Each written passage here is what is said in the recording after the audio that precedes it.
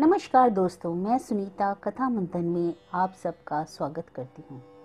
एक कहानी रोज में आज सुनिए प्रेमचंद्र द्वारा रचित कहानी सौत। जब रजिया के 2-3 बच्चे होकर मर गए और उम्र ढल गई तो रामू का प्रेम उससे कुछ कम होने लगा और दूसरे भैया की धुन सवार हो गई। आए दिन रजिया से बकझक होने लगी। रामू एक न एक बहाना खोजकर रजिया पर बिगड़ता और उसे मारता और अंत को वह नई स्त्री ले ही आया। इसका नाम था दासी। चंपई रंग, बड़ी बड़ी आंखें, जवानी की उम्र, पीली कुशांगी रजिया भला इस नवयौवना के सामने क्या जचती। फिर भी वह जाते हुए स्वामित्व को जितने दिन हो सके अपने अधिकार में रखना चाहती थी। तिगड़ते हुए छप्पर की दुनिया को संभालने की चेष्टा कर रही थी। इस घर को उसने मर मर कर बनाया है, उसे सहज ही तो नहीं छोड़ सकती। इतनी बेसमझ नहीं है कि घर छोड़कर जी चाहे और दासी राज करे। एक दिन रजिया ने रामू से कहा, मेरे पास साड़ी नहीं है, जाकर ला दो। रामू उसके एक दिन पहले ही दासी के लिए अच्छी सी चुंदरी लाया था। रजिया की मांग सुनकर बोला, मेरे पास अभी रुपया नहीं है। रजिया की साड़ी की उतनी चाह नहीं थी जितनी रामू और दसिया के आनंद में वह विगल डालना चाहती थी और बोली, रुपए नहीं थे तो कल अपनी चहेती के लिए चुंदरी क्यों लाए? चुंदरी के बदले उसी दाम में 2 साड़ियां लाते, 2 एक मेरे काम ना आ जाती तब। रामू ने स्वेच्छा भाव से कहा, मेरी इच्छा, जो चाहूँ करूंगा। तू बोलने वाली होती कौन है? अभी उसके खाने खेलने के दिन है। तू चाहती है उसे अभी से नून तेल की चिंता में डाल दूं? यह मुझसे ना होगा। तुझे उड़ने पहनने के साथ है तो काम कर, भगवान ने हाथ पैर दिए हैं तुझे। पहले तो घड़ी भर उठकर रात को धंधे में लग जाती थी, अब उसकी ढाह में पहर दिन तक पड़ी रहती है। तो रुपए के आकाश से गिरेंगे? मैं तेरे लिए अपनी जान थोड़े ही दे दूंगा।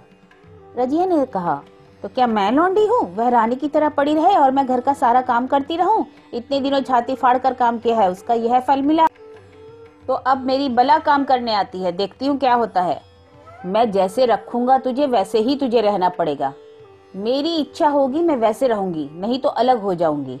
अगर तेरी इच्छा अलग होने की है तो मेरा गला छोड़। अच्छी बात है, आज से तेरा गला छोड़ती हूँ, समझ लूंगी कि मैं विधवा हो गई। रामू दिल में इतना तो समझता था कि यह गृहस्थी रजिया की जोड़ी हुई है। चाहे उसके रूप में उसके लोचन विलास के लिए आकर्षण ना हो, संभव था कुछ देर के लिए वह रजिया को मना भी लेता, पर दासी भी कूटनीति में कुशल थी। उसने गर्म लोहे पर चोटें मारना शुरू कर दिया। बोली, आज देवी किस बात पर बिगड़ रही हैं? रामू ने उदास मन से कहा, तेरी चुंदरी के पीछे रजिया महाभारत मचाए हुए है। कहती है अलग रहूंगी। मैंने कह दिया, जो तेरी इच्छा है कर। दसिया ने आंखें मटकाकर कहा, अरे तुम नहीं समझते, यह सब नखरे हैं। आकर हाथ पांव जोड़े, मनावन करे और कुछ नहीं। तुम चुपचाप बैठे रहो तो 2-4 दिन में अपनी आप गर्मी उतर जाएगी। तुम कुछ बोलना नहीं, उसका मिजाज और आसमान पे चढ़ जाएगा। रामू ने गंभीर भाव से कहा, दासी तुम तो जानती हो वह कितनी घमंडिन है। वह मुंह से जो बात कहती है उसे करके छोड़ती है। रजिया को भी रामू से ऐसी कृतज्ञता की आशा न थी। वह जब पहले किसी सुंदर नहीं, इसलिए रामू को अब उससे प्रेम नहीं। पुरुष चरित्र में यह कोई असाधारण बात न थी, लेकिन रामू उससे अलग रहेगा इससे उसे विश्वास नहीं आता था। यह घर उसी ने पैसा जोड़ जोड़ कर बनवाया, गृहस्थी भी उसी की जोड़ी हुई है, अनाज का लेन देन उसी ने शुरू किया। इस घर में आकर उसने कौन कौन से कष्ट नहीं झेले, इसलिए तो पौरुख थक जाने पर एक टुकड़ा चैन से खाएगी और पड़ी रहेगी। और आज वह इतनी निर्दयता से दूध की मक्खी की तरह निकाल कर फेंकी दी जग गई। रामू से इतना भी नहीं हुआ कि कह दे तू अलग नहीं रहने पाएगी, या तो मैं खुद मर जाऊंगा या तुझे मार डालूंगा अलग होने से। तुझसे मेरा ब्याह हुआ है, हंसी ठट्टा नहीं। तो जब रामू को उसकी परवाह नहीं तो वह रामू की क्यों परवाह करे? क्या सभी स्त्रियों के पुरुष बैठे होते हैं? सभी के माँ बाप बेटे पोते होते हैं। आज उसके लड़के जीते होते तो मजाल थी कि यह नई स्त्री लाते और मेरी यह दुर्गति करते। इस निर्दयी को मेरे पर इतनी भी दया न आई। नारी हृदय की सारी परवशता इस अत्याचार से विद्रोह करने लगी। वही आग जो मोटी लकड़ी को स्पर्श भी नहीं कर सकती, फूस को जलाकर भस्म कर देती है। दूसरे दिन रजिया एक दूसरे गांव में चली गई। उसने अपने साथ कुछ ना लिया। जो साड़ी उसकी देह पर थी वही उसकी सारी संपत्ति थी। विधाता ने उसके बालकों को पहले ही छीन लिया था, आज घर भी छीन लिया। रामू उस समय दासी के साथ बैठा हुआ आमोद विनोद कर रहा था। रजिया को जाते देखकर शायद वह यह न समझ सका कि वो सच में चली जा रही है। रजिया ने यही समझा। इस तरह चोरों की भांति तो वह जाना भी ना चाहती थी। वह दासी को और उसके पति को और सारे गांव को दिखा देना चाहती थी कि वह इस घर में धेले की भी चीज नहीं ले जा रही है। गांव वालों की दृष्टि में रामू का अपमान करना ही उसका लक्ष्य था। उसके चुपचाप चले जाने से शायद कुछ भी ना होता, उल्टा रामू सबसे यही कहता कि रजिया घर की सारी संपदा उठा ले गई। उसने रामू को पुकार कर कहा, संभालो अपना घर, मैं जाती हूँ, तुम्हारे घर की कोई वस्तु नहीं अपने साथ ले जा रही हूँ। रामू एक क्षण के लिए कर्तव्य भ्रष्ट हो गया था। क्या कहे उसकी समझ में नहीं आया।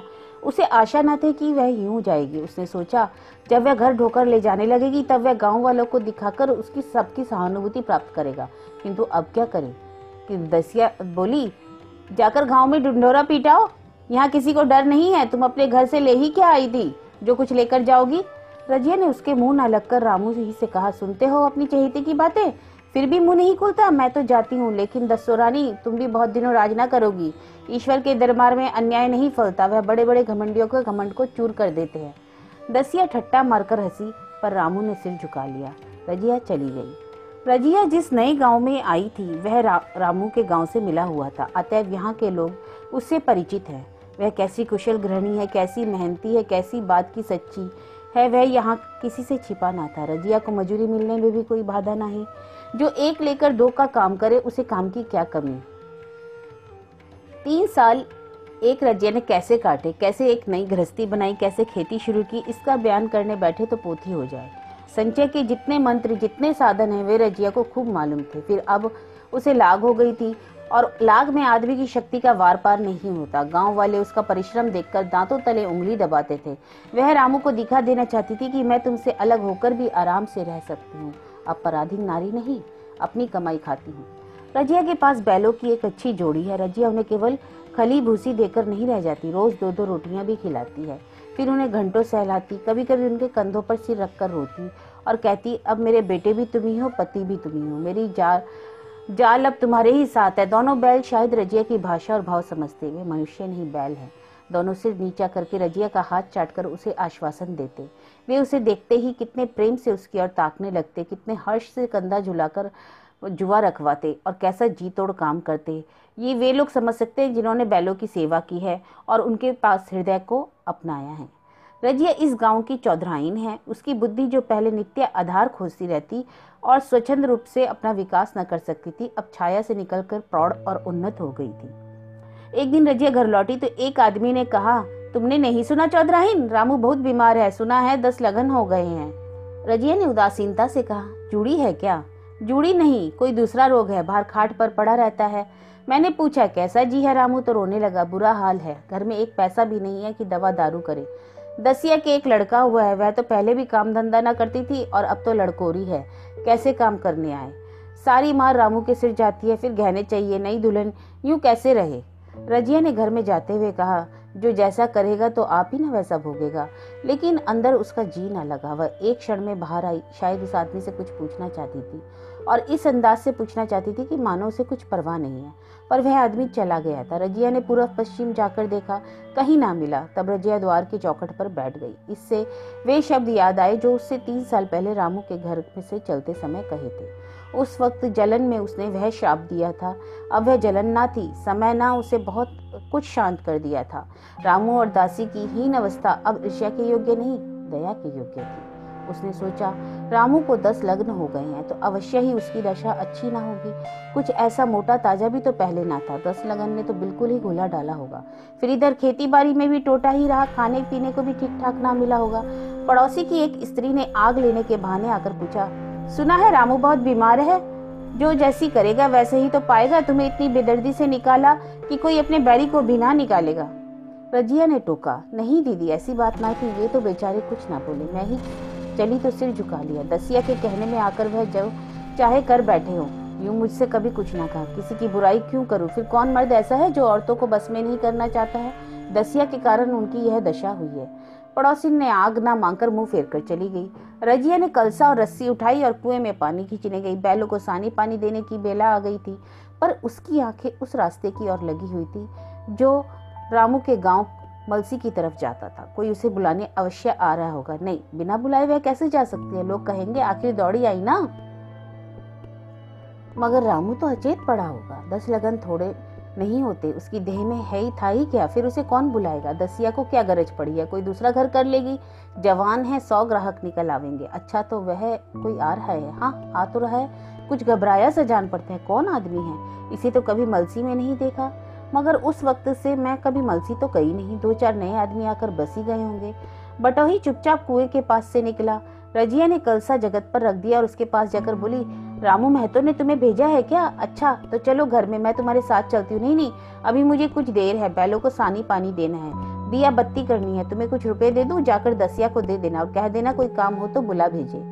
बटोही रामू को क्या जाने, किसी दूसरे गांव का रहने वाला था। पहले तो चकराया, फिर समझ गया, चुपके से रजिया के साथ चला गया और रुपए लेकर लंबा हुआ। चलते चलते रजिया ने पूछा, अब क्या हाल है उनका? बटोही ने अटकल से कहा, अब तो कुछ संभल रहे हैं। दसिया तो बहुत रो धो रही होगी। रोती तो नहीं थी, वह क्या रोएगी, मालूम होगा पीछे। बटोही चला गया तो रजिया ने बैलों को सानी पानी किया, पर मन रामू ही की ओर लगा हुआ था। स्नेह स्मृतियां छोटी छोटी तारिकाओं की भांति मन में उदित होती जाती थी। एक बार जब वह बीमार पड़ी थी, वह बात याद आई। 10 साल हो गए, कैसे रात दिन उसके सिरहाने बैठा रहा था रामू। खाना पीना तक भूल गया था। उसके मन में आया, क्यों न चलकर एक बार देख ही आवे। कोई क्या कहेगा, किसका मुंह है जो कुछ कहे। चोरी करने तो नहीं जा रही, उस आदमी के पास जा रही हूँ जिसके साथ 15-20 साल रही हूँ। दसिया नाक सिकोड़ेगी, मुझे उससे क्या मतलब। रजिया ने किवाड़ बंद किए, घर मजूर को सहेजा और रामू को देखने चली। कांपती झिझकती, क्षमा का दान लिए हुए। रामू को थोड़े ही दिनों में मालूम हो गया था कि उसके घर की आत्मा निकल गई रजिया के जाने से, और वह चाहे कितना ही जोर करे, कितना ही सिर खपाए, उसमें सुफुर्ती नहीं आती। दासी सुंदरी थी, शौकीन थी और संग में फुअड़ भी। जब पहला नशा उतरा तो ठाई ठाई शुरू हुई। खेती की उपज कम होने लगी और जो होती भी वह उठपटांग खर्च में चली जाती। ऋण लेना पड़ता। इस चिंता और शोक में उसका स्वास्थ्य बिगड़ने लगा। शुरू में तो उसने परवाह ना की, परवाह करके भी क्या करता, घर में पैसे ना थे। आताइयों की चिकित्सा ने बीमारी की जड़ और मजबूत कर दी। आज 10-15 दिन में उसका दाना पानी छूट गया था। मौत के इंतजार में खाट पर पड़ा कर रहा था। और अब वह दशा हो गई जब हम भविष्य से निश्चिंत होकर अतीत में विश्राम करते हैं। जैसे कोई गाड़ी आगे का रास्ता बंद कर पाकर पीछे लौटे। रजिया को याद करके वह बार बार रोता, दासी को कोसता, तेरे ही कारण मैंने उसे घर से निकाला। वह क्या गई, मेरी तो लक्ष्मी चली गई। मैं जानता हूँ अब भी बुलाऊं तो दौड़ी आवेगी, लेकिन बुलाऊं किस मुंह से। एक बार वह आ जाती तो उससे अपने अपराध क्षमा कर लेती।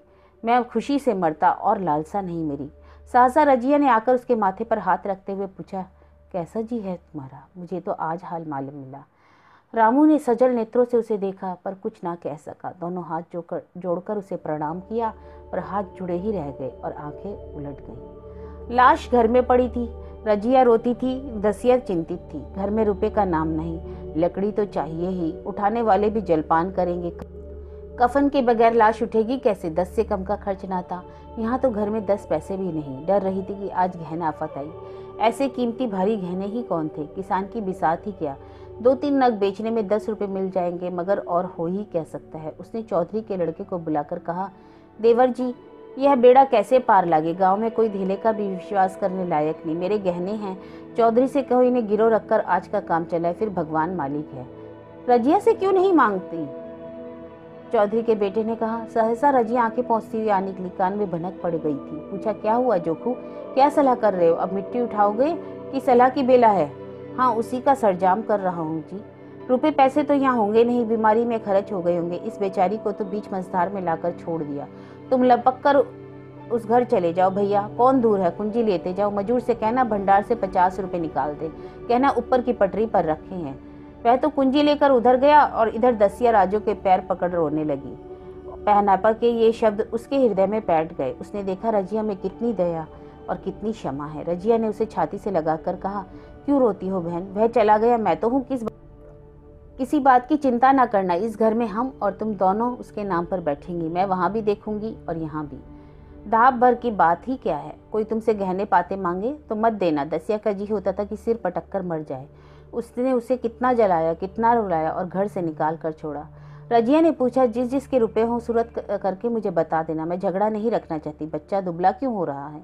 दसिया बोली, मेरे दूध ही नहीं उतरता। गाय जो तुम छोड़ गई थी वह मर गई, दूध नहीं पाता। राम राम राम राम, बेचारा मुरझा गया। मैं कल ही गाय लाऊंगी, सारी गृहस्थी उठा लाऊंगी। वहाँ क्या रखा है? लाश से उठी रजिया उसके साथ गई। दाह क्रम हुआ, भोज हुआ, कोई 200 रुपए खर्च हुए। किसी से मांगने ना पड़े। दसिया के जौहर भी इस त्याग की आंच में निकल आए। विलासिनी सेवा की मूर्ति बन गई थी। आज रामू को मरे 7 साल हुए हैं। रजिया घर संभाले हुए है। दसिया को वह सौत नहीं बेटी समझती है। पहले उसे पहनाकर तब आप पहनती है, उसे खिलाकर आप खाती है। जोखू पड़ने जाता है, उसकी सगाई की बातचीत पक्की हो गई। इस जाति में बचपन में ही ब्याह हो जाता है। दसिया ने कहा, बहन गहने बनवाकर क्या करोगी? मेरे गहने तो धरे ही हैं। रजिया ने कहा, नहीं री, उसके लिए नए गहने बनवाऊंगी। वो भी तो मेरा हाथ चलता है, जब थक जाऊं तो जो चाहे करना। तेरे अभी पहनने ओढ़ने के दिन है, तू अपने गहने रहने दे। नाइन ठाकुर सोहिती करके बोली, आज जोखू के बाप होते तो कुछ और ही बात होती। रजिया ने कहा, वे नहीं है तो मैं तो हूँ, वे जितना करते हैं मैं उसका दुगना कर दूंगी। जब मैं मर जाऊं तब कहना जोखू का बाप नहीं है। ब्याह के दिन दसिया को रोते देखकर रजिया ने कहा, बहू तुम क्यों रोती हो, अभी तो मैं जीती हूँ ना।